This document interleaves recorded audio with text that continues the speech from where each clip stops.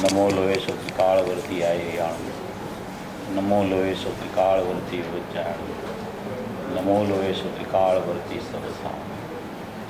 ઓંકાર બિંદુ સંયુક્તમ નિત્યમ ધ્યાયંતિ યોગિનઃ. કામદમ મોક્ષદમ ચૈવ ઓંકારાય નમો નમઃ. મંગલમ ભગવાન વીરો મંગલમ ગૌતમો ગણી, મંગલમ કુંકુંદારી વિજેન્દ્રમોષ્ટ મંગલમ. સર્વમંગલ માંગલ્યમ સર્વકલ્યાણકારકમ પ્રધાનમ સર્વધર્માણમ જૈનમ જયતુ શાસનમ.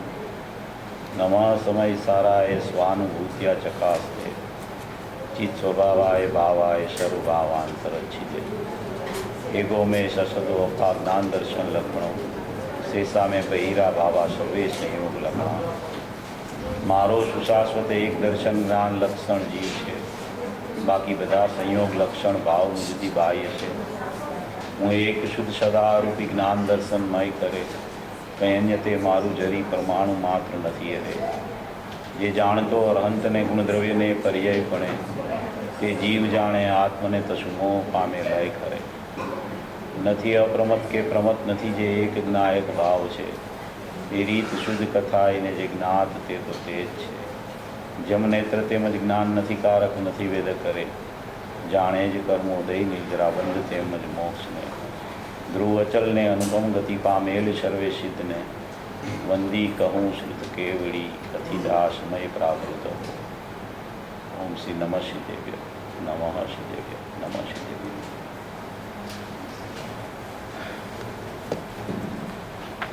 સમયસારજી પરમાગમ શાસ્ત્ર છે. કુંકુદ આચાર્યએ સમયસારની 2000 વર્ષ પૂર્વે જે રચના કરી છે, તે દ્રષ્ટિ પ્રદાન સમયસારજી શાસ્ત્ર છે. કુંકુદ આચાર્યએ જે પંચ પરમાગમની રચના કરી, એમાં પ્રથમમાં પ્રથમ મૂળ દ્રષ્ટિ પ્રદાન શાસ્ત્ર હોય તો એક સમયસારજી શાસ્ત્ર છે. પ્રવચન સારજી શાસ્ત્ર છે એ સમ્યક જ્ઞાન પ્રદાન શાસ્ત્ર છે. નિયમ સારજી શાસ્ત્ર છે એ ચારિત્ર પ્રદાન શાસ્ત્ર છે.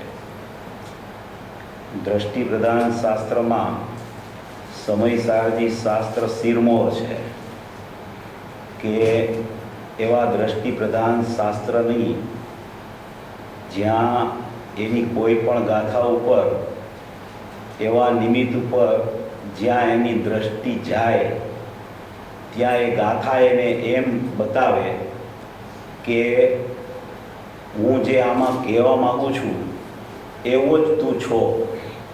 એટલે સીધી એની દ્રષ્ટિ ત્યાંથી ફરી અને સીધી પોતાના સ્વભાવ ઉપર જાય.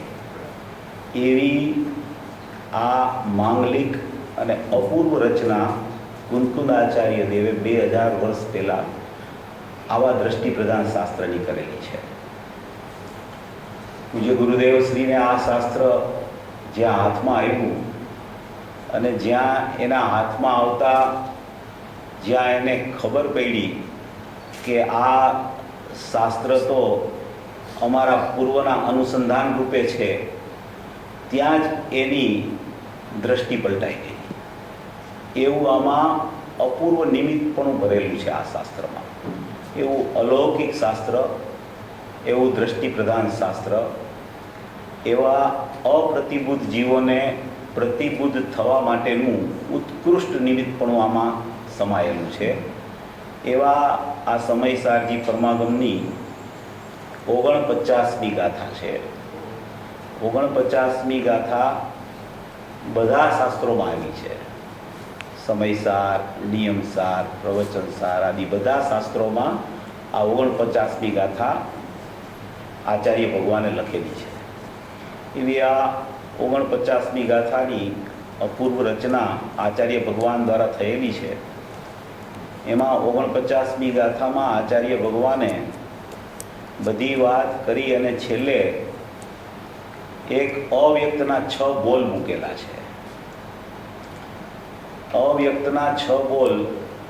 અવ્યક્ત એટલે પોતાનો ત્રિકાળી શુદ્ધ આત્મા, એટલે કે જેને આપણે દ્રષ્ટિનો વિષય કહીએ છીએ, જેને ઉપાધિભૂત તત્વ કહેવામાં આવે છે, જેને ત્રિકાળી દ્રવ્ય કહેવામાં આવે છે, જેને અખંડ સ્વભાવ કહેવામાં આવે છે, જેને અપરિણામી તત્વ કહેવામાં આવે છે, એવું જે અખંડ, શાશ્વત, અપરિણામી એટલે કે કદી પણ કોઈ પર્યાયમાં એ ત્રિકાળી દ્રવ્ય આવતું નથી કે કદી પણ કોઈ પર્યાય વર્તમાન ઉત્પાદવાળી એ દ્રવ્યમાં પ્રવેશ પામતી નથી, એવું આ શાશ્વત ત્રિકાળી તત્વ, ધ્રુવ તત્વ, જ્ઞાનાનંદ સ્વભાવી તત્વ, જ્ઞાન દર્શનમય ઉપયોગ લક્ષણે લક્ષિત એવું ત્રિકાળ તત્વ, એવો જે દ્રષ્ટિનો વિષય, એવો હું, એની વાત આમાં અવ્યક્તના બોલમાં કરવામાં આવેલી છે. આ અવ્યક્તના બોલ પૂજ્ય ગુરુદેવશ્રીને પણ ખૂબ પ્રિય હતા. રોજના એના સ્વાધ્યાયમાં જે 47 શક્તિ, 47 નહીં, 1 થી 16 ગાથા અને અવ્યક્તના બોલ, શ્રીમદ રાજચંદ્રના સ્વદ્રવ્ય પરદ્રવ્યના બોલ, અલિંગ ગ્રહણના બોલ, એ જે એના રોજનો નિત્ય કાર્યક્રમ હતો સ્વાધ્યાયનો, એમાં પણ આ અવ્યક્તના બોલ એ પોતે જ રોજ સ્વાધ્યાય કરતા.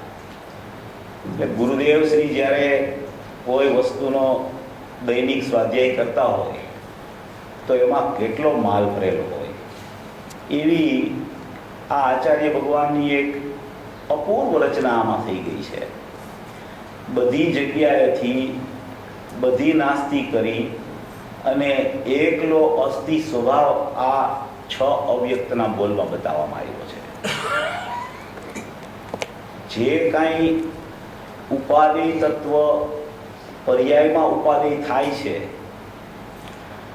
પર્યાયમાં અભેદની દ્રષ્ટિ થાય છે, પર્યાયમાં અભેદનું જ્ઞાન થાય છે, પર્યાયમાં અભેદની લીનતા થાય છે, જે પર્યાયમાં દ્રષ્ટિ દ્રવ્યની થાય, જે પર્યાય દ્રવ્યનું જ્ઞાન કરે, જે પર્યાય દ્રવ્યમાં લીનતા કરે, એ ખરેખર દ્રવ્યમાં નથી. કારણ કે જો એ દ્રવ્યમાં હોય તો એ દ્રવ્યની દ્રષ્ટિ ન કરી શકે. જો એ જ્ઞાન ઉત્પાદવાળું દ્રવ્યમાં હોય તો એ દ્રવ્યને વેદન ન કરી શકે. જો ચારિત્રની પર્યાય દ્રવ્યમાં હોય તો એ એની લીનતા ન કરી શકે. માટે કોઈ પણ જાતની ઉત્પાદવાળી જે પર્યાયો છે, ચાહે તો તે સામાન્ય ગુણની પણ ઉત્પાદવાળી પર્યાયો હોય, અગુરુ લઘુ ગુણ, અસ્તિત્વ ગુણ, એવા કોઈ સામાન્ય ગુણો જે છે એની પણ વર્તમાન ઉત્પાદવાળી પર્યાયો હોય, એ પણ દ્રવ્યમાં નથી. કારણ કે એમાં તો કાંઈ દોષ નથી હોતો. એવી નિર્દોષ પર્યાયો પણ જીવ તત્વમાં, ત્રિકાળી તત્વમાં, શુદ્ધ તત્વમાં, અખંડ તત્વમાં, અપરિણામી તત્વમાં, એકરૂપ તત્વમાં, શાશ્વત તત્વમાં કોઈ પણ જાતનો ઉત્પાદ ભાવ જ અંદરમાં નથી. હવે એ ઉત્પાદ ભાવ વિનાનું જે ધ્રુવ તત્વ છે, જેને સામાન્ય તત્વ કહેવાય, જેને જ્ઞાયક ભાવ કહેવાય, જેને ભૂતાર સ્વભાવ કહેવાય, એવું જે તત્વ છે એ ખરેખર હું છું. હવે એ હું છું એ કેવી રીતે ખ્યાલમાં આવે, એની દ્રષ્ટિ કેવી રીતે થાય, એનો અનુભવ કેવી રીતે થાય? પૂજ્ય ભાઈ શ્રીની જે આ કેસેટો અત્યારે ચાલે છે, એટલી બધી અપૂર્વ ચર્ચા છે કે એ ચર્ચા જે અત્યારે ચાલી રહી છે એ નિર્ણય માટે એટલી બધી પ્રયોજનભૂત છે કે જો આ પ્રકારનો નિર્ણય જીવને જે પ્રકારે અહીંયા વાત ચાલે છે એ પ્રકારે જો એને નિર્ણય થાય તો એની દ્રષ્ટિ અને એનું જ્ઞાન જ્ઞાયક સિવાય ક્યાંય જઈ જ ન શકે. એટલી બધી અપૂર્વ ચર્ચા ચાલે છે, એટલો બધો વિષય ખોલ્યો છે ભાઈએ. ગુરુદેવ તો ખૂબ સ્પષ્ટીકરણ કરી ગયા, એની તો કોઈ આપણે એના વિશે તો આપણે કંઈ કહી શકીએ એવા શબ્દો જ નથી આપણી પાસે. પૂજ્ય ગુરુદેવશ્રીએ જે સ્પષ્ટીકરણ કર્યું છે, ન ભૂતો ન ભવિષ્યથી, એટલું બધું સ્પષ્ટીકરણ એમણે કરેલું છે કે શાસ્ત્રોના શાસ્ત્રો છે ને એ વાંચી, વિચારી, અવધારી અને જ્ઞાનમાં અનુભવ કરી અને એ અનુભવવાળા અતિન્દ્રિય જ્ઞાનથી સ્વભાવને ઓળખી અને પછી જે એણે વિકલ્પાત્મક દશામાં આવીને જે વિસ્તાર કર્યો, એ પૂજ્ય ગુરુદેવ શ્રી વિશે તો આપણી પાસે કોઈ શબ્દો જ નથી.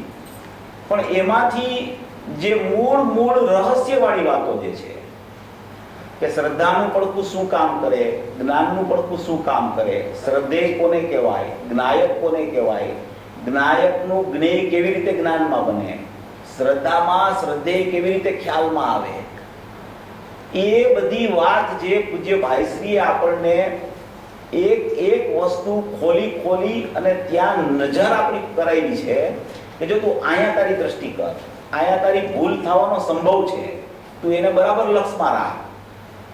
કોઈ વસ્તુમાં જ્યાં સુધી નિર્ણયની ભૂમિકા જીવની નથી આવતી ત્યાં સુધી ગમે તેટલો ક્ષયોક્ષમ જ્ઞાનમાં એને ખ્યાલ આવી ગયો હોય, પણ યથાર્થ નિર્ણય સુધી જ્યાં સુધી જીવ પહોંચતો નથી ત્યાં સુધી એ નિર્ણયની દ્રઢતા કરી અને એનું ફળ નથી આપી શકતું. માટે યથાર્થ નિર્ણયની ખાસ જરૂર છે અને એ યથાર્થ નિર્ણય માટે જ આપણે અહીંયા આ બધા પ્રવચનો મૂકીએ છીએ કે ક્યાંય કોઈ જીવની કોઈ અપેક્ષાએ દ્રષ્ટિના વિષયમાં કે જ્ઞાનના વિષયમાં ક્યાંય ભૂલ ન રહી જાય. ભૂલ થતી હોય તો નીકળી જાય. બે વિષય સાચા છે, બે વિષય સમ્યક છે. કોઈ વિષય કામનો નથી ને કોઈ વિષય જ કામનો છે એવું ખરેખર છે જ નહીં. તત્વના સર્વાંગી અભ્યાસથી જ આ વિષય ખરેખર ખ્યાલમાં આવે છે. કોઈ એક પ્રવચનથી નિર્ણય નથી થતો. એની સર્વાંગી વ્યવસ્થા જાણવાથી ખરેખર ખબર પડે છે કે વસ્તુનો સ્વભાવ કેવો છે, વસ્તુની વ્યવસ્થા કેવી છે, મારી પર્યાય ક્યાં અત્યારે વર્તી રહી છે, મારી પર્યાય ખરેખર ક્યાં વર્તવી જોઈએ, મારી ક્યાં ભૂલ થઈ જાય છે, અને નિર્ભૂલ સ્વભાવને જોતા ભૂલ કેવી રીતે ટળી જાય છે. આ બધી નિર્ણયાત્મક ભૂમિકા એના જ્ઞાનમાં નિર્ણયમાં આવે છે. અહીંયા જે વાત ચાલે છે અત્યારે ભાઈની, એમાં જે વિષય ચાલે છે એમાં સદભૂત વ્યવહારના બે ભેદ પાડ્યા કે એક તો જે વ્યવહાર છે વ્યવહારના બે ભેદ પાડ્યા, એક અસદભૂત ને એક સદભૂત. હવે એમાં એને જે એક પ્રકારનો વ્યવહાર છે એના નિષેધ માટે સદભૂત વ્યવહારનો આદર કર્યો અને એ સદભૂત વ્યવહારના નિષેધ માટે નિશ્ચયનો આદર એટલે ત્રિકાળી દ્રવ્યનો આદર કર્યો. એટલે એ પરિપાટી આમ સળંગ છે. જ્યારે વ્યવહારનો નિષેધ કરવાની ચર્ચા ચાલતી હોય ત્યારે એક વ્યવહારથી બીજા વ્યવહારનો નિષેધ થાય છે અને જ્યારે એ નિશ્ચય રત્નત્રયના પરિણામની પ્રગટતા થાય છે ત્યારે વ્યવહાર રત્નત્રયના પરિણામની ઉપલબ્ધિ જ નથી હોતી. એનું નામ જ એનો નિષેધ છે. હવે કોઈ જીવ નિશ્ચય રત્નત્રયના પરિણામથી વ્યવહાર રત્નત્રયના પરિણામનો નિષેધ કરે અને પછી ઈ નિશ્ચય રત્નત્રયના પરિણામને જો ઉપાદેય માની લે તો એ નિશ્ચય રત્નત્રયના પરિણામ પણ ખરેખર વ્યવહાર છે અને એ વ્યવહાર દ્રવ્યમાં નથી. એમ અહીંયા અત્યારે કહેવા માંગે છે. એટલે ભાઈશ્રીએ કીધું કે જ્યાં જ્યાં જે જે યોગ્ય છે કહાં સમજવું તે. હવે દ્રષ્ટિના વિષયની ચર્ચા ચાલતી હોય, શ્રદ્ધાના વિષયની જ્યારે ચર્ચા ચાલે, ત્રિકાળી દ્રવ્યની ચર્ચા ચાલે, ધ્રુવની ચર્ચા ચાલે, ત્યારે તો સઘળોય વ્યવહાર અભૂતાર્થ કોઈ પણ પ્રકારનો વ્યવહાર ત્રિકાળી દ્રવ્યમાં છે જ નહીં. વ્યવહાર અને નિશ્ચય એવા બે નામ પડે છે, એનો અર્થ જ એમ છે કે નિશ્ચય છે એમાં વ્યવહાર નથી. નિશ્ચય છે એ દ્રવ્ય છે, પર્યાય છે એ વ્યવહાર છે. એવા બે નામ પડે છે તો એનો અર્થ જ એમ છે કે એ વ્યવહાર છે, પર્યાય છે, એ નિશ્ચયમાં એટલે દ્રવ્યમાં છે જ નહીં. વર્તમાન પર્યાયનો સર્વથા અભાવ છે એમાં. એવી રીતે આ બધા પ્રવચનો જો આપણા જ્ઞાનમાં બરાબર ખ્યાલમાં આવી જાય તો જ્ઞાનીઓ તો આપણા માટે બદામનો અને કાજુનો મહેસૂલ મૂકીને ગયા છે, આપણને આપીને જ ગયા છે. આપણે તો ખાલી એને મોઢામાં મૂકીને પલાળવાનો છે. આપણે ખાલી આપણે નિર્ણય કરીને એ નિર્ણયને દ્રઢ કરવાનો છે. બીજું કાંઈ તો જીવ કરી નથી શકતો. પર્યાયને કોઈ જીવ ફેરવી નથી શકતો. પર્યાયની નિજ જન્મક્ષણ હોય છે, પર્યાયના નિજ સ્વતંત્ર સટકારક હોય છે ક્રિયાના. એને કોઈ આગળ પાછળ કરી નથી શકતું. એની ગમે તેટલી ભાવના પુરુષાર્થ કરીને પર્યાયને અભેદ કરવાની હોય, પણ છતાં કોઈ એવા પુરુષાર્થથી પર્યાય દ્રવ્યની સન્મુખ વળી શકતી નથી. એક જ ઉપાય છે એનો કે ઈ ધ્રુવનું વલણ કેળવે, ઈ સ્વભાવનું વલણ કેળવે, ઈ સ્વભાવમાં સોસરવટ ઉતરવાનો પ્રયત્ન કરે. ત્યારે જ ખરેખર પર્યાય સ્વયં પડતી પ્રગટ થાય છે. એને વાળી શકતું નથી કોઈ. એનો પોતાનો સ્વયં સટકારકનો યોગ્યતા રૂપ સ્વભાવ જ એવો છે કે ઈ એની યોગ્યતા અનુસાર એના ક્રમમાં એવી પર્યાય આવે છે. પર્યાયનો નિષેધ કરવો એક વાત છે અને પર્યાયનું સ્વરૂપ સમજવું ઈ પણ એક જુદી વાત છે. જ્યારે પર્યાયનું સ્વરૂપ યથાર્થ સમજાય છે ત્યારે પર્યાયનો નિષેધ કરવાની જરૂર નથી પડતી. ઈ સ્વયં પર્યાય જ પોતે દ્રવ્ય તરફ ઘડી જાય છે. પણ જ્યાં સુધી પર્યાયનું સ્વરૂપ પણ યથાર્થ સમજાતું નથી ત્યાં સુધી વિકલ્પાત્મકમાં એને નિષેધ ચાલતો હોય છે. પણ એ નિષેધની કોઈ ખરેખર કિંમત નથી હોતી. જ્યાં સુધી પર્યાયની કે દ્રવ્યની યથાર્થ સમજણ એના જ્ઞાનમાં નિર્ણયપૂર્વક ન આવે ત્યાં સુધી વિકલ્પાત્મક દશામાં ગમે તેટલો નિષેધ પર્યાયનો કર્યા કરે પણ એ પર્યાય એને જવાબ આપીને અંદર પહોંચતી જ નથી. કારણ કે એને ખરેખર વસ્તુના સ્વરૂપમાં બે સ્વભાવ રહેલા છે.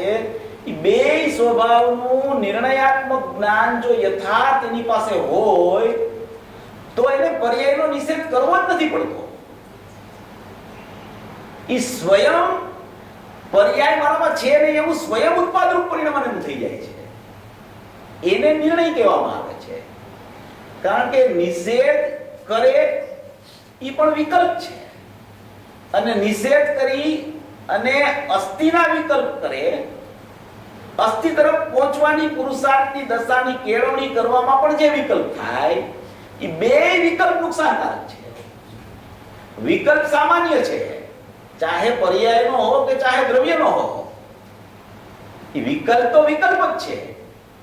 કોઈ જીવને એમ થાય કે હું હવે પર્યાયના તો વિકલ્પ જ કરતો નથી, હવે તો મને દ્રવ્યના જ વિકલ્પો આવ્યા કરે છે, તો એને સમજી લેવું કે હજી એને દ્રવ્યના વિકલ્પો ચાલુ છે.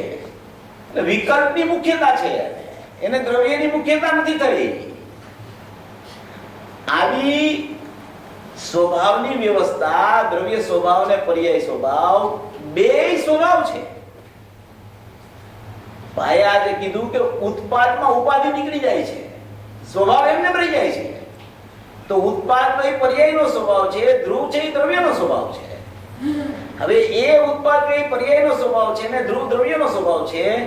એમાં અત્યારે આયા અવ્યક્તના બોલમાં ધ્રુવ દ્રવ્ય સ્વભાવની ચર્ચા ચાલે છે.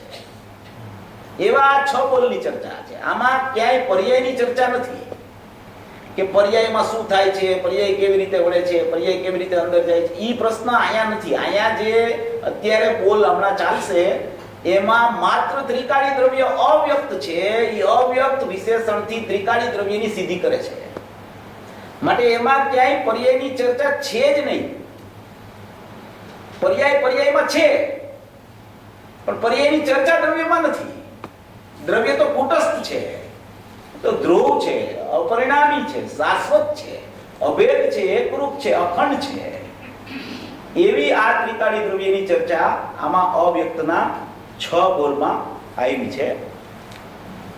આપણે જેટલો ટાઈમ છે એટલો 2 દિવસમાં આની ચર્ચા આપણે કરશું. પૂજ્ય ગુરુદેવ શ્રીએ આમાં જે 6 બોલનું વર્ણન કરેલું છે એમાં પહેલો બોલ છે કે 6 દ્રવ્ય સ્વરૂપ લોક છે, 6 દ્રવ્ય સ્વરૂપ લોક છે, એનાથી જુદું ત્રિકાળી દ્રવ્ય છે, એનાથી જુદું શાશ્વત દ્રવ્ય છે, એનાથી જુદું ધ્રુવ દ્રવ્ય છે. ધર્મદાસ સુલકે તો 6 દ્રવ્યથી જુદું આત્મ દ્રવ્ય છે તો એને સાતમું દ્રવ્ય કહી દીધું છે, સપ્તમ દ્રવ્ય. કે 6 દ્રવ્ય સ્વરૂપ લોક છે, એમાં ક્યાંય હું ખરેખર જતો નથી, એટલે ત્યાંથી મારે પાછું આવવાનો એવો પ્રશ્ન ઉપસ્થિત મારા માટે છે જ નહીં. એટલે હું એ 6 દ્રવ્ય સ્વરૂપ લોકથી સર્વથા જુદો એવું હું સપ્તમ દ્રવ્ય છું. એને દ્રવ્ય પર્યાયની ચર્ચા નથી લીધી. 6 દ્રવ્ય સ્વરૂપ લોકમાં બધાય દ્રવ્યને અંદર બેસાડી દીધા અને પોતાને સપ્તમ દ્રવ્ય કરીને જુદો તારવી લીધો. સપ્તમ દ્રવ્ય ત્રિકાળી ધ્રુવ, અપરિણામી તત્વ, શાશ્વત સ્વભાવ, અખંડ સ્વભાવ, એકરૂપ ભાવ, ધ્રુવ ભાવ, નિત્ય ભાવ, એવો ને એવો, એવો ને એવો, એવો ને એવો, એવો ને એવો, સદા એવો ને એવો ભાવ, એવું આમાં સ્વરૂપનું વર્ણન કરીને એને સપ્તમ દ્રવ્ય કહી દીધું. 6 દ્રવ્ય સ્વરૂપ લોક છે, એનાથી જુદું હું તો સપ્તમ દ્રવ્ય છું. એવી આ વાત છે. 6 દ્રવ્ય સ્વરૂપ લોક જે જ્ઞેય છે, 6 દ્રવ્ય સ્વરૂપ લોક કેવું છે? જે જ્ઞેય છે અને વ્યક્ત છે. જ્ઞેય છે અને વ્યક્ત છે, તેનાથી જીવ અન્ય છે. 6 દ્રવ્ય સ્વરૂપ લોક જ્ઞેય છે અને એ વ્યક્ત છે. એનાથી મારું શુદ્ધ તત્વ, મારું જીવ તત્વ, મારું ત્રિકાળી તત્વ, મારું અખંડ તત્વ, મારું શુદ્ધ તત્વ, મારું ધ્રુવ તત્વ, મારું અપરિણામી તત્વ, કે જ્યાં પરિણમન થાય છે એમાં પણ આ સપ્તમ દ્રવ્ય ક્યાંય આવતું નથી. એવો આ જીવ છે, એ અવ્યક્ત છે. કોઈ વ્યક્તતામાં જેનો કદી પ્રવેશ જ થતો નથી, કોઈ વ્યક્તતા રૂપ કદી દ્રવ્ય થતું જ નથી, કોઈ વ્યક્તતાને સ્પર્શતું જ નથી. એ સદાય અવિનાશી તત્વ, સદાય અખંડ તત્વ, સદાય મુક્ત તત્વ, એવું જે અભેદ તત્વ છે. એ 6 દ્રવ્ય સ્વરૂપ લોક જે જ્ઞેય છે અને વ્યક્ત છે, એનાથી જુદું સપ્તમ દ્રવ્ય છે. એ હું છું. એ મારી શાશ્વતતા છે, એ મારી અખંડતા છે, એ મારી ધ્રુવતા છે, એવો મારો સ્વભાવ છે, એવું મારું નિજ અસ્તિત્વ છે, એવી મારી હયાતી છે, એવો હું પરિપૂર્ણ છું, એવો હું કૃતકૃત્ય છું. હું નથી ક્યાંય કદી જતો, એટલે મારે ક્યાંય નથી ત્યાંથી પાછું આવવાનું. હું તો મારામાં અખંડ રૂપે રહેલો છું. મારી અસ્થિ મને કદી છોડતી જ નથી. એવો મારો સ્વભાવ છે, એવું મારું સ્વરૂપ છે, એવી મારી અખંડતા છે, એવો મારો સ્વભાવ અનાદિથી એવો ને એવો, એવો ને એવો, એવો ને એવો, એવો ને એવો છે. બીજો બોલ છે કસાયોનો સમૂહ જે ભાવક ભાવ. કસાયોનો સમૂહ જે ભાવક ભાવ એ વ્યક્ત છે, તેનાથી જીવ અન્ય છે, માટે અવ્યક્ત છે. 6 દ્રવ્ય સ્વરૂપ લોક જ્ઞેય છે અને વ્યક્ત છે, તેનાથી મારું દ્રવ્ય જુદું સપ્તમ દ્રવ્ય છે એમ કહી અને પછી કસાયોનો સમૂહ. કસાયોનો સમૂહ એટલે રાગદ્વેષ મોહના ભાવ, એને જે કસાય કહેવામાં આવે છે, એવો કસાયોનો સમૂહ કે જે અજ્ઞાનીની પર્યાયમાં બહિર્લક્ષે સમયે સમયે એવો કસાયોનો સમૂહ રૂપ ભાવક ભાવ પ્રગટ થઈ ગયો છે. એવો જે કસાયોનો સમૂહ છે, એટલે કે પર્યાયમાં જે ભાવ પ્રગટ થઈ રહ્યા છે, એવો કસાયોનો સમૂહ જે ભાવક ભાવ વ્યક્ત છે, એટલે કે સમયે સમયે સમયે સમયે બહિર્લક્ષતા એની ચાલુ હોવા છતાં એની પર્યાયમાં અશુદ્ધતાનું પરિણમન, કસાયનું પરિણમન જે નિરંતર અત્યારે વર્તમાનમાં બહિર્લક્ષે ચાલી રહ્યું છે, એવું જે સમયે છે એ સમયે તેનાથી હું અન્ય છું, એટલે કે જુદો છું. એટલે કે આ વર્તમાન પર્યાયને પણ 6 દ્રવ્ય સ્વરૂપ લોકમાં નાખી છે અને એની જીવ તત્વની, જીવ દ્રવ્યની નહીં, જીવ તત્વની ત્યાંથી તારવણી કરી, અખંડતાની તારવણી કરી અને એને જુદો ને જુદો રાખ્યા કરે છે, એને સુરક્ષિત રાખ્યા કરે છે. સમ્યક પ્રકારે સુરક્ષિત અનાદિથી રહી ગયો છે જીવ. મારું જીવ તત્વ ક્યાંય લેપાણું નથી કદી, સદાય નિર્લેપ છે. ગમે તેવા વિભાવરૂપી પરિણામો વર્તમાન બહિર્લક્ષી પર્યાયમાં વર્તતા હોય એ સમયની ચર્ચા છે આ. એ સમયે જીવ તત્વ એવું ને એવું રહી ગયું છે અનાદિથી. એમાં કાંઈ વધઘટ થઈ જ નથી, એમાં કાંઈ અપૂર્ણતા કદી થતી જ નથી. ગમે તેટલી પર્યાયો અંદરથી બહાર આવીને પ્રગટ થાય અને બીજે સમયે ગમે તેટલી પર્યાયો અનંત ગુણની અનંત પર્યાયો વ્યય થઈને પાછી ત્રિકાળી દ્રવ્યમાં સમાઈ જાય, એવી અવર જવર વાળું દ્રવ્ય કહેવામાં આવતું હોવા છતાં મારામાં કદી અવર જવર થઈ જ નથી. એવી મારી શાશ્વતતા છે, એવું મારું ધ્રુવપણું છે, એવી મારી ધ્રુવતા રહી ગઈ છે. ધ્રુવની ધ્રુવતા અખંડપણે રહી ગઈ છે, એમાં વિક્ષેપ નથી પડ્યો ક્યારે. એવું મારું નિજ ચૈતન્ય તત્વ છે, અબાધિત તત્વ છે, સદાય અસ્ખલિત છે. એમાંથી કઈ સ્ખલન થતું જ નથી, કદી સ્ખલન થયું નથી. માટે કદી અપૂર્ણતા આવતી નથી, માટે કદી અધુરાશ થઈ નથી. માટે એવો ને એવો વિષય જ્યારે મારે જોવો હોય, જ્યારે હું દેખનારને દેખું ત્યારે એ સદાય પરિપૂર્ણ દેખાય છે મને. સદાય એવો ને એવો રહી ગયો છે. જબ દેખો તબ સવેરા. જ્યાં એને ખ્યાલમાં આવે તો હું તો આવો જ છું, મારું અસ્તિત્વ તો આવું જ છે, મારી પ્રકૃતિતા તો આવી જ રહી ગઈ છે, મારી પરિપૂર્ણતામાં કઈ ખલેલ કદી થઈ નથી, અનંત કાળ સુધી થવાની પણ નથી. એવો જ્યાં એને ખ્યાલ આવે, એવું જ્યાં એને ભાષણ થાય અંદરમાં, એવો જ્યાં ભાવ એને ખ્યાલમાં આવી જાય, બસ એ એનો વાસ્તવિક સમય છે. એટલે આમાં એમ કહે છે કસાયોનો સમૂહ જે ભાવક ભાવ, કસાયોનો સમૂહ ભાવક ભાવ વર્તમાન બહિર્લક્ષે વર્તી પર્યાયમાં ગમે તેટલા પરિણામ ચાલતા હોય, એવો કસાયોનો સમૂહ જે ભાવક ભાવ વ્યક્ત છે, તેનાથી પણ મારો જીવ છે એ અન્ય છે, અવ્યક્ત છે, જુદો જ છે, અનાદિ અનંત જુદો છે, એવો ને એવો રહી ગયો છે.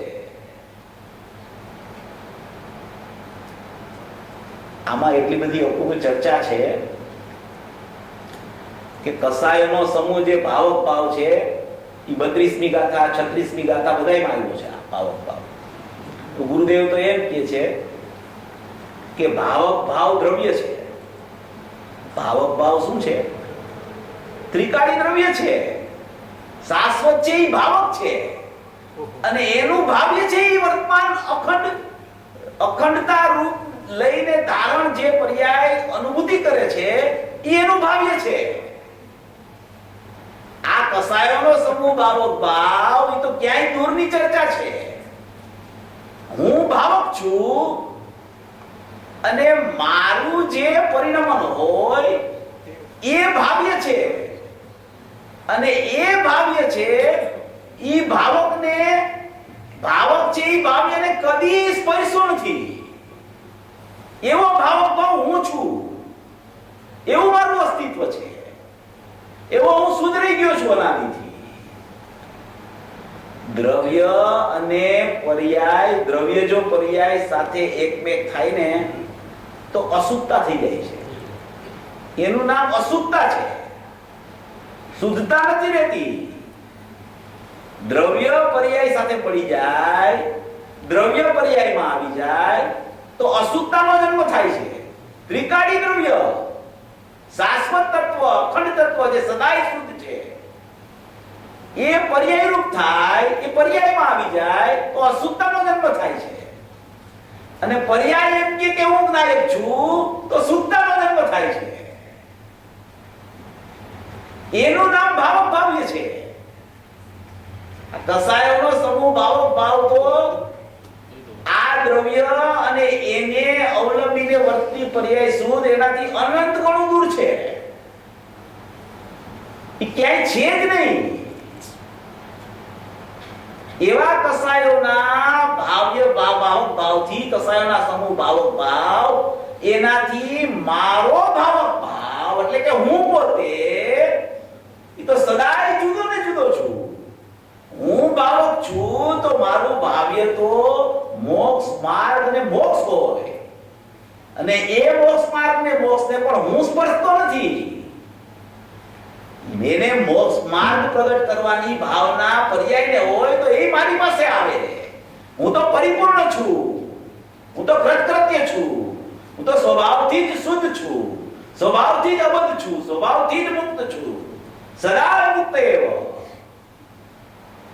મારે મુક્તિ જોતી જ નથી, હું તો મુક્ત છું.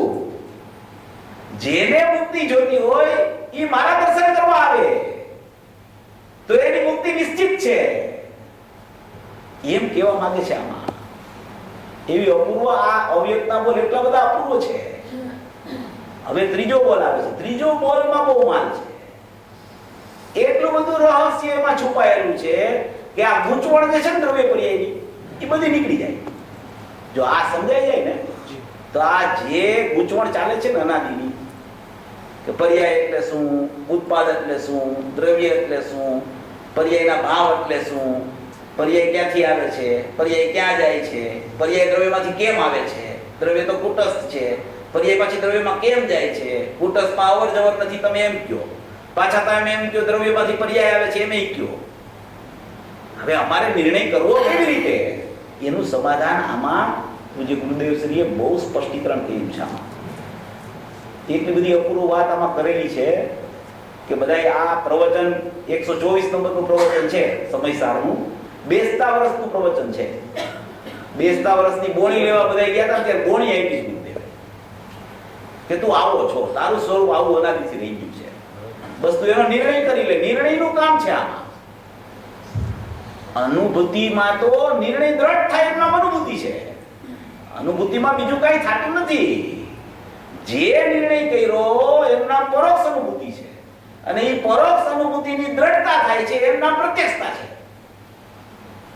સોગાનીજીએ શું કહ્યું? સોગાનીજીએ હું ધ્રુવ છું, જ્ઞાયક છું, શુદ્ધ છું, એક છું, અખંડ છું, અવિનશ્વર છું, અપરિણામી છું, એવું આવતા નથી ભાઈ માવા. ખરેખર કોઈને એવો ભ્રમ હોય કાઢી નાખજો. એ ભાઈમાં કેવી રીતે ખબર છે? એ ભેદ જ્ઞાનથી પાયમાં છે, અને ભેદ જ્ઞાનથી પાયમાં પછી એને ધ્રુવની ધૂન જેવી છે. સમજવા જેવી વાત છે. એ પાયમાં છે, જ્ઞાન જુદું ને રાગ જુદું, એમાં પાયમાં છે. એની સમ્યકતા ની પ્રગટતા એમાં થઈ છે. ઈ ભેદ જ્ઞાનમાં એને નિર્ણય આવી ગયો છે, અને ઈ નિર્ણય એને રસોડે જઈને બેસીને દ્રઢ કર્યો છે કે રાગ જુદો જ્ઞાન જુદું, રાગ જુદો જ્ઞાન જુદું, રાગ જુદો જ્ઞાન જુદું. ઈ ભેદ જ્ઞાનમાં ઈ પાયમાં છે, અને ઈ પાયમાં ત્યારે એને ખબર પડી ગઈ છે કે હું તો ધ્રુવ જ છું, મારામાં રાગ છે જ નહીં, પર્યાય જ નથી મારામાં, પછી રાગનો તો ક્યાં પ્રશ્ન છે? રાગ તો સ્વયં પૂતગલ છે. એકસ્ય પૂતગલસ્ય હિ નિર્માણમ 39 શ્લોકમાં આવ્યું સમયસારમાં. એકલું પૂતગલનું ચિત્રામણ છે રાગ છે. તો પર્યાયમાં રાગ ક્યાં થાય છે?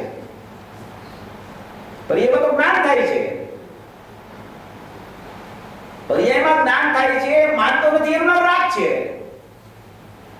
રાગ થતો નથી કોઈ પર્યાયમાં. પર્યાયમાં જ્ઞાન જ થયા કરે છે અનાદિથી. કોઈ જીવની પર્યાયમાં રાગ નથી થતો. મારી પર્યાયમાં જ્ઞાન થાય છે, હું જ્ઞાનમય આત્મા છું, મારા જ્ઞાનમાં અનુભૂતિ સ્વરૂપ ભગવાન આત્મા અનુભવમાં આવી રહ્યો છે, એવો જેને સ્વીકાર નથી આવતો એમના રાગ છે. તો એમાં પાયમાં છે. રાગ જુદો જ્ઞાન જુદું, રાગ જુદો જ્ઞાન જુદું, રાગ જુદો જ્ઞાન જુદું, એવા ભેદ જ્ઞાનથી પાયમાં છે. ને પાયમાં ત્યારે પછી એને ધ્રુવની ધૂન ચડી છે. જુદું જીવે રાગને પોતાનો માયનો છે ને, એ માન્યતાથી જુદું પડવાનું છે. અનુભવના સમયે જ્ઞાન તો કથનચિત અનન્ય થઈ જાય છે, એ જુદું નથી રહેતું. એ જુદું રહે ને તો અનુભવ ન થાય કોઈને. દ્રષ્ટિનો વિષય દ્રષ્ટિમાં આવે તો એ દ્રષ્ટિનો વિષય દ્રષ્ટિમાં આવે, એમાં તો કોઈ પર્યાય છે જ નહીં. એમાં જ્ઞાનની પર્યાય નથી, સિદ્ધની પર્યાય નથી, સામાન્ય ઉપયોગય નથી, દ્રવ્યમાં ઉત્પાદ માત્ર નથી, એવો ધ્રુવ સ્વભાવ છે, એવું શાશ્વત તત્વ, અખંડ તત્વ છે, અવિનાશી તત્વ છે, એમાં નાશવાન પણ ક્યાંય છે જ નહીં.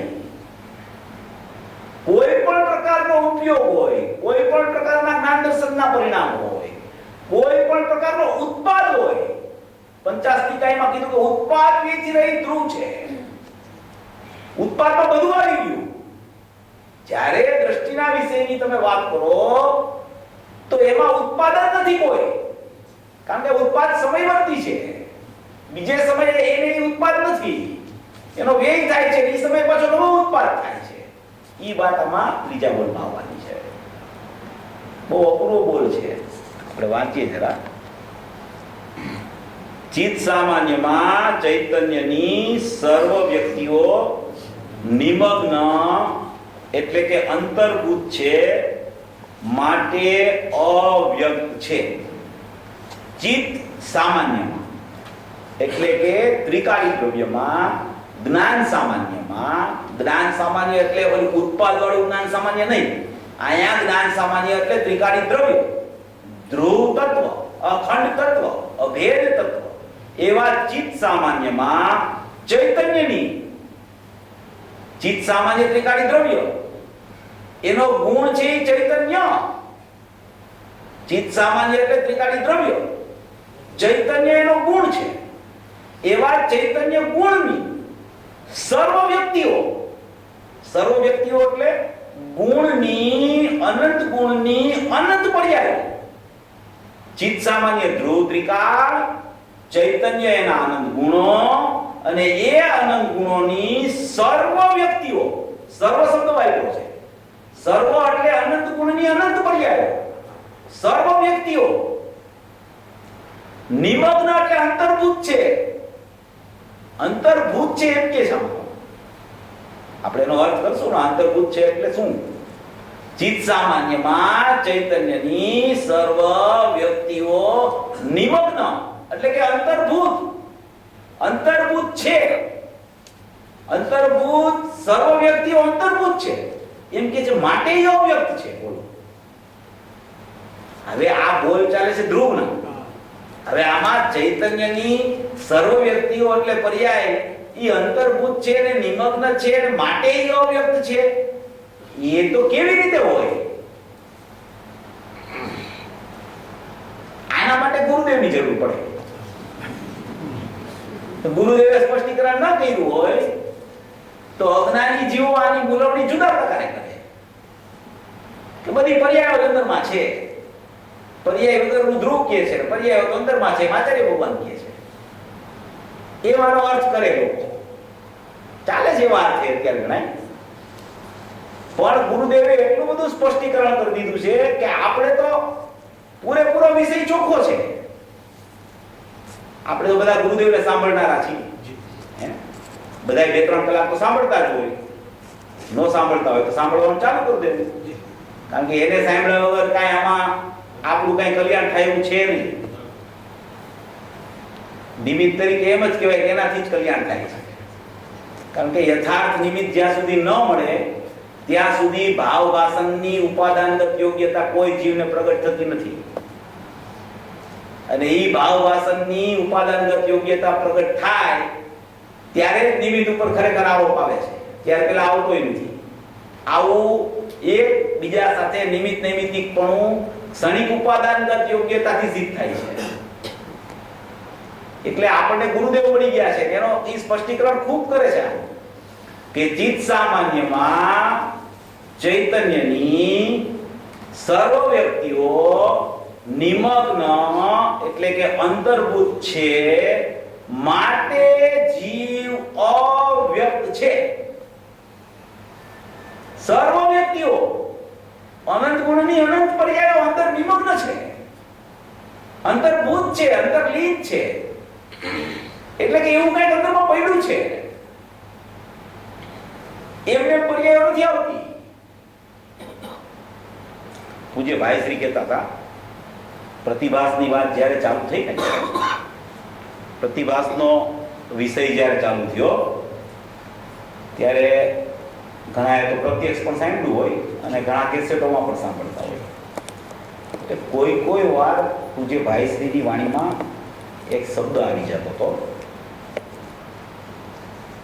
કે પેલા તો એમ કે સ્વપર બેયનો પ્રતિભાસ થાય છે, સ્વપરનું જાણવું એમ ન લેવું, સ્વનોય પ્રતિભાસ ને પરનોય પ્રતિભાસ એમ લેવું. પછી પ્રતિભાસની ખૂબ ચર્ચા ચાલે અને જેમ ગુરુદેવ ભાઈને કહેતા હતા ને કે અમે તો આગળ વ્યવહાર પાછળ વ્યવહાર ને વચ્ચે થોડોક નિશ્ચય મૂકી દઈએ, કોઈને પકડાય તો પકડાય એમ કરીને ભાઈ કહેતા હતા કે અમે બે તો એટલા હિસ્સા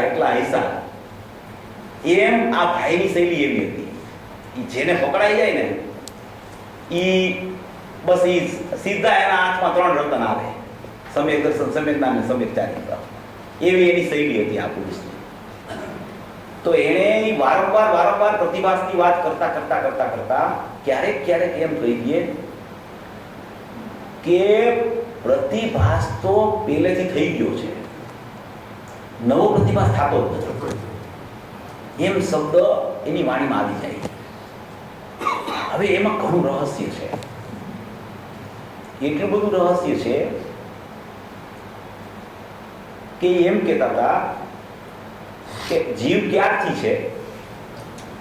અનાદિકાળથી જીવ છે, અનાદિકાળથી જીવ રહેલો છે, નવો તો ઉત્પન્ન થતો નથી.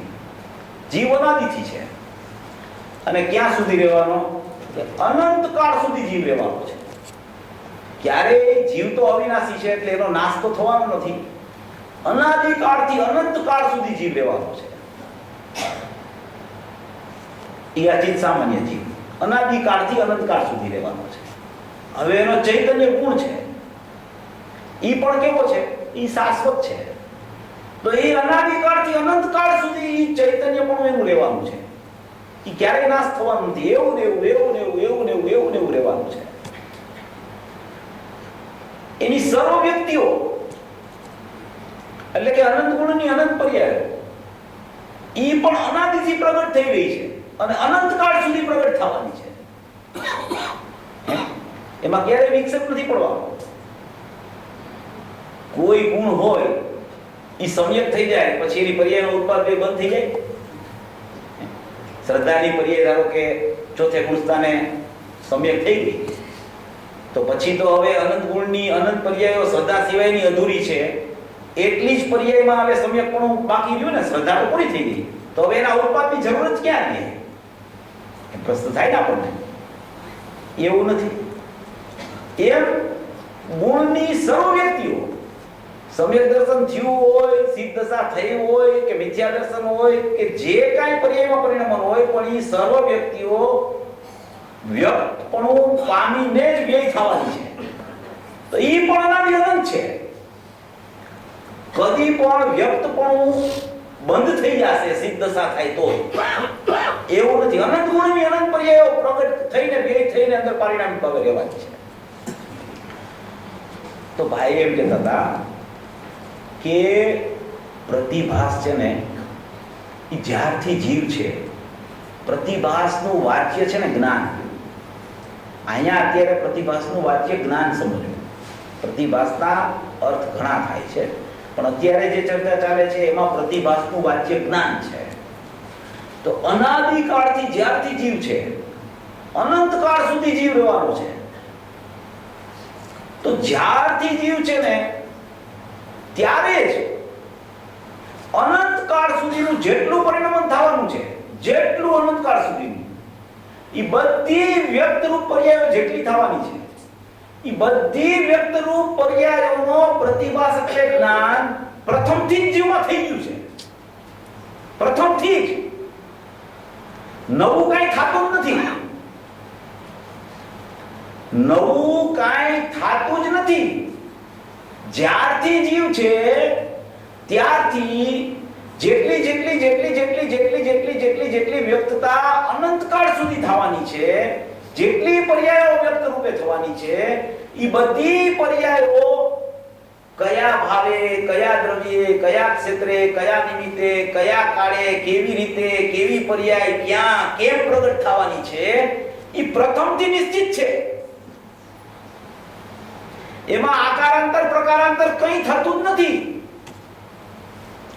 પ્રથમથી જ સમસ્ત જ્ઞેયાકારો પણ જ્ઞાન પરિણમી ગયું છે. પ્રથમથી જ, એટલે કે જ્યારથી જીવ છે ત્યારથી નિશ્ચિત છે બધું.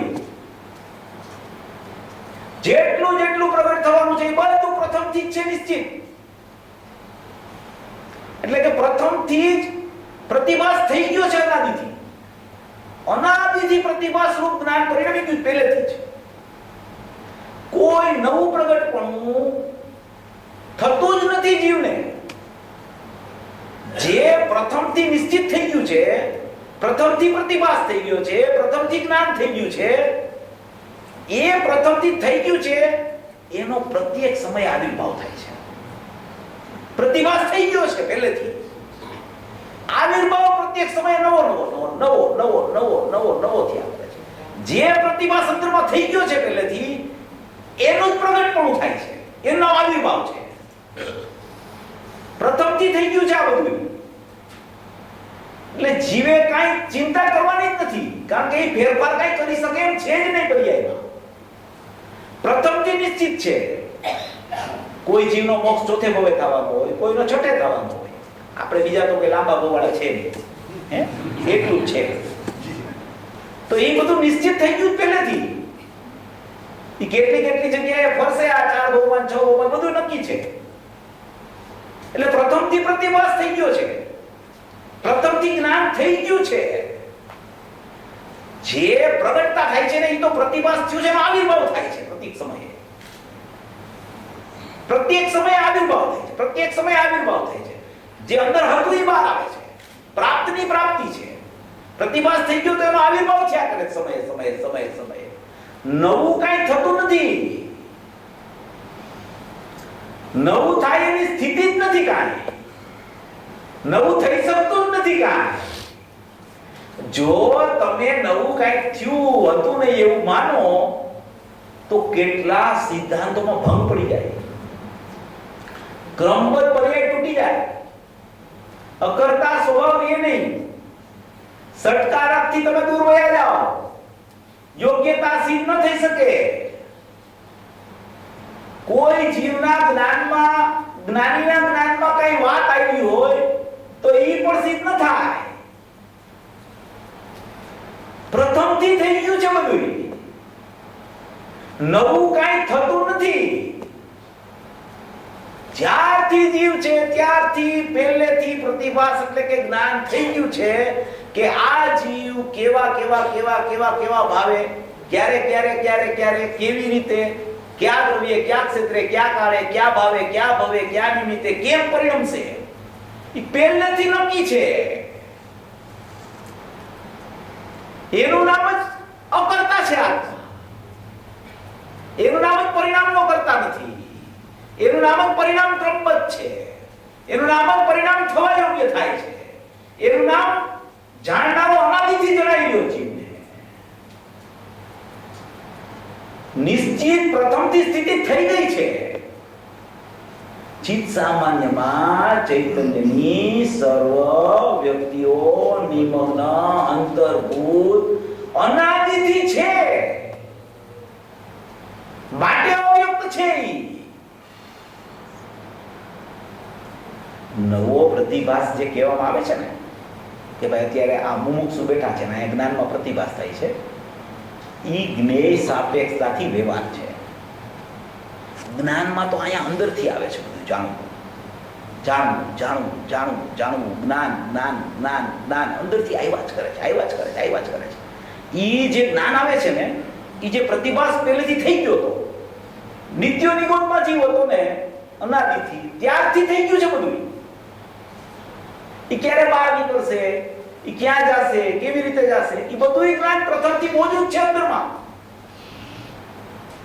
ઈ જે જ્ઞાન થઈ ગયું છે ઈ પ્રતિ સમયે અંદરથી એનો આવિર્ભાવ થયા કરે છે. અને એ આવિર્ભાવમાં જે જ્ઞાન અંદરથી આવે છે ઈ પોતે જ ઈ જ્ઞાન એવું જ જાણવું લઈને આવે છે કે આ પર્યાય આમ જ પરિણમશે, આ પર્યાય આમ જ પરિણમવાની છે, આ પર્યાય મિથ્યા રૂપે પરિણમી, આ પર્યાય પછી સમ્યક રૂપે પરિણમી, આ પર્યાય હજી રાગદ્વેષ મોહ રૂપે પરિણમે છે, હજી આ પર્યાય હવે વિતરાગતા રૂપે પરિણમી. ઈ જ્ઞાનમાં જાણવું અનાદિનું પડ્યું છે અંદર. અને પ્રતિ સમયે જે જ્ઞાનનો આવિર્ભાવ થાય છે એ જાણવું લઈને આવે છે અંદરથી. નવું કઈ થતું નથી, જાણવું અંદરથી જાણવું લઈને આવે છે બહાર. અને એ જાણવું જેવું લઈને આવે છે એવી જ અનંત ગુણની અનંત પર્યાયોની વ્યક્તિઓ હોય જ છે. કાંઈ ફેરફાર કોઈ કરી શકતું નથી. માત્ર એની પાસે જ્ઞાન છે અને એમાં જાણવું થાય છે, બસ આટલો જ આત્માનો સ્વભાવ છે. આત્માનો સ્વભાવ જ્ઞાન અને જ્ઞાનનો સ્વભાવ આત્માને જાણવું. એના સિવાય કોઈ વસ્તુ કઈ બનતી જ નથી અનાદિથી, અને કઈ બનવાની પણ નથી. કારણ કે અનંત ગુણની અનંત પર્યાયો તો બધી નિશ્ચિત થઈ ગઈ પ્રગતિ પ્રતિભાસ રૂપે અંદર એ વ્યક્ત થયા જ કરે છે, થયા જ કરે છે, થયા જ કરે છે, થયા જ કરે છે. એ જ સમયે જ્ઞાન પણ પ્રગટ છે, એ જાણ્યા કરે છે. જાણવાનો સ્વભાવ છે, બસ જાણનાર છે આત્મા. દ્રવ્ય જાણનાર, ગુણે જાણનાર, પર્યાય જાણનાર, માત્ર જાણનાર, માત્ર જાણનાર, માત્ર જાણનાર જ્ઞાન સ્વભાવી આત્મા છે. એનું કાર્ય એટલું જ છે કે જાણવું, જાણવું, જાણવું, જાણવું. પછી વિશેષ જ્ઞાનની તમે ચર્ચા કરો, આને નથી જાણતો, આને જાણે છે, એ બધું વિકલ્પાત્મક અવસ્થાની વ્યવસ્થા છે બધી. સ્વભાવથી તમે જો અનાદિથી પ્રથમથી જ જીવની સ્થિતિનું નિર્માણ ચિત્ત સામાન્યમાં ચૈતન્યની સર્વ વ્યક્તિઓ અંતર નિમગ્ન અંતર્ભૂત છે. માટે આત્મા અવ્યક્ત છે. વ્યક્તપણા પ્રત્યે સદાય ઉદાસીન રહે છે. સદાય વ્યક્તપણા પ્રત્યે ઉદાસીનતા જ વર્તે છે. કેમ ઉદાસીનતા વર્તે છે? એને ખબર છે કે આ પ્રતિભાસ થઈ ગયો છે, આવું જ પરિણામ આવવાનું છે. એમાં મારે શું કરવાનું પણ નિશ્ચિત છે. માટે સદાય ઉદાસીન છે. ક્યારેય પર્યાય સામું જોતો જ નથી, લેપાતો જ નથી. આવી પર્યાયની સમજણ કરવાની છે. પર્યાયનો નિષેધ નથી કરવાનો. પર્યાયની સમજણનું નામ જ પર્યાયનો નિષેધ છે. જીવ પર્યાયની સમજણ કરતો નથી અને પર્યાયના નિષેધના વિકલ્પે ચડી ગયો છે. એને ખબર જ નથી પહેલા તો કે પર્યાય એટલે શું, પર્યાય કોને કહેવાય, પર્યાય શું છે, પર્યાયનું સ્વરૂપ કેવું છે, પર્યાયનું સત્વ ક્યાંથી આવે છે અને એ પર્યાય શું લઈને આવે છે, એ કેવો કેવો અંદરથી જ્ઞાન લઈને પ્રગટ થાય છે, એની યથાર્થ સમજણ કરવાની છે. નિર્ણયની કિંમત છે. આમાં એમ લખે છે કે ચિત્ત સામાન્યમાં એટલે કે ધ્રુવમાં ચૈતન્યની એટલે એના આનંદ ગુણની સર્વ વ્યક્તિઓ એટલે બધી પર્યાયો અંતર નિમગ્ન છે. એ અંતર નિમગ્ન છે. હવે એ નિર્ણય કોણ કરે? આવું તો છે, નિર્ણય કોણ કરે? બધી પર્યાયો અંદર હોય તો નિર્ણય કેવી રીતે થાય? નિર્ણયનું કામ તો પાછું પર્યાય કરે. તો એ નિર્ણય કરે કેવી રીતે? તો કે એનો એક રસ્તો છે. ગુરુદેવે સ્પષ્ટીકરણ કર્યું, આ બોલમાં ખાસ સ્પષ્ટીકરણ કર્યું કે સર્વ વ્યક્તિઓ અંતર નિમગ્ન છે એમ કીધું ને, પણ એ સર્વ વ્યક્તિઓ અંતર નિમગ્ન હોય તો વર્તમાન પર્યાય બહાર નીકળી છે. ભૂત ભવિષ્યની બધી અંદર છે, વર્તમાન બહાર છે. એ આવો નિર્ણય કરી લે છે કે અનાદિથી આ બધું થઈ ગયું છે, નવું કાંઈ થતું જ નથી. એ નિર્ણય કરવા માટે બહાર છે. એ નિર્ણય બહાર થઈ ગઈ છે નિર્ણય કરવા માટે. અને એવો નિર્ણય કરે છે કે અનાદિથી હું તો એવો લેવો છું, અનાદિથી જે પરિણામ થવાનું છે એ તો નિશ્ચિત છે. મારે નથી કાંઈ કરવાનું, નથી ફેરવવાનું, નથી કાંઈ જાણવાનું, નથી જાણવાનું કાંઈ છોડવાનું. તો એવો લેવો છું, એવો લેવો છું. સદાય પરિપૂર્ણ છું, સદાય મુક્ત છું, સદાય મુક્ત સત્ય છું, સદાય શાશ્વત છું, સદાય અખંડ છું, સદાય અપરિણામી છું. એવા નિર્ણયના વિશ્વાસનું નામ જ અનુભૂતિ છે. આ નિર્ણયની કિંમત છે. આ નિર્ણય કરીને એ નિર્ણય દ્રઢ થાય છે. એ યથાર્થ નિર્ણય આવે અને યથાર્થ નિર્ણય દ્રઢ થાય એનો પાકો નિર્ણય છે. એને અનુભૂતિ કેવી હોય તો કયો. અમને તો અનુભૂતિ તો કઈ દેખાતી જ નથી, અમને તો નિર્ણય જ દેખાય છે. નિર્ણય દ્રઢ છે એટલે તમારે જે કહેવું હોય કયો. અનુભૂતિ કયો અને પછી એમ થાય કે કયું ગુણસ્થાન છે, હવે આ ક્યારે જશે ગુણસ્થાન, એના પછીનું ક્યારે આવશે. અરે પણ ભાઈ નિર્ણય દ્રઢ થાય છે, અનુભૂતિમાં બીજું કઈ છે જ નહીં. ગુણસ્થાન યા ભેદ જ વિકલ્પ ખલાસ થઈ ગયો છે દ્રવ્ય ગુણ પર્યાયનો. પછી યા ક્યાં ગુણસ્થાન છે? ગુણસ્થાનને પૂતગલમાં નાખ્યા, અજીવ અધિકારમાં પૂતગલમાં નાખ્યા ગુણસ્થાનને. 50 થી 55 ગાથામાં 29 બોલનો ઉકરડો કીધો. 29 બોલનો ઉકરડો સંયમ લબ્ધિના સ્થાન, એને 29 બોલના ઉકરડામાં નાખ્યા. શેના માટે? આની મહિમા બતાવવા માટે કે આની પાસે બધું તુચ્છ છે. તું ક્યાં લેપાઈ ગયો? યાર તારી વસ્તુ તો પરિપૂર્ણ છે. અગાધ દરિયો ભરેલો છે અંદર. તું અંદર જઈને જરાક ઝાંકવાનો પ્રયત્ન તો કર. કૌતૂહલી સંતો થા. જરાક જો કે હું કેવો છું. આ જ્ઞાનીઓ મારા વખાણ કરતા થાકતા નથી.